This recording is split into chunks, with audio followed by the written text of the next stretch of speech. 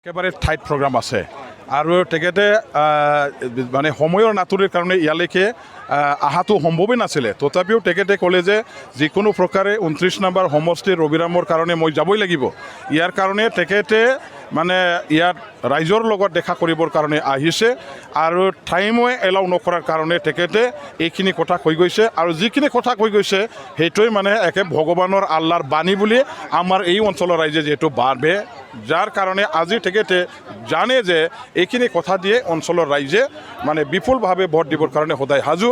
আগৰ পৰাই যিহেতু আছে যে UDF দলে সমৰ্থন কৰিছে, UDF দলৰ লগত মহাজোঁটৰ লগত আমি যিহেতু আছোঁ, ইয়াৰ কাৰণে ইয়াত বেছি কথা কোৱাৰ প্ৰয়োজনেই নাই।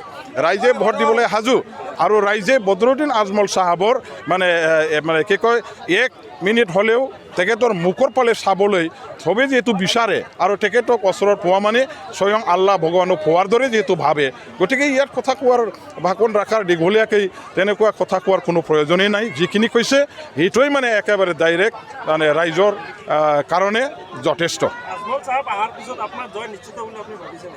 100% মহাজোঁটৰ বিজয় গোটেই অসমত প্ৰত্যেকটো সমষ্টিতে মহাজোঁটৰ কেণ্ডিডেটবিলাকৰ বিজয়।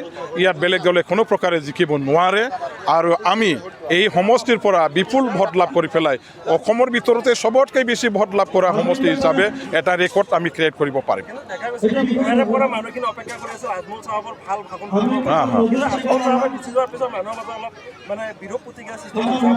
তেনেকুৱা ধৰণৰ একো মানে প্ৰতিক্ৰিয়াৰ সৃষ্টি হোৱা নাই।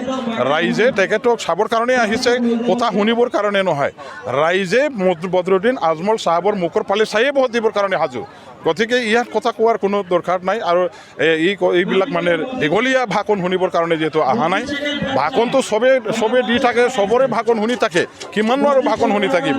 গতিকে ৰাইজে ভোট দিবৰ কাৰণে সাজু আৰু ইয়াত কোনো প্ৰতিক্ৰিয়া সৃষ্টি হোৱাৰ কোনো কাৰণ নাই। হয়, মই ক'লোঁ এতিয়া মানে অসমৰ ভিতৰতে চবতকৈ বেছি ভোট লাভ কৰা সমষ্টি। ইয়াত এটা মানে ইতিহাস ৰচনা কৰিব, লাৰ্জেষ্ট মানে ইয়াত মানে চবচে হাইষ্ট ভোট আদায় কৰি পেলাই মই জিকি যাম।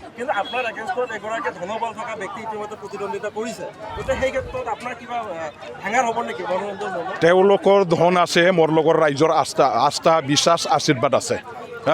আপোনাৰ সকলে জানে নহয় যে চিনেমাৰ ডাইলগ আছে নহয়, আপকে পাছ দৌলত হে মেৰে পাছ মা হে।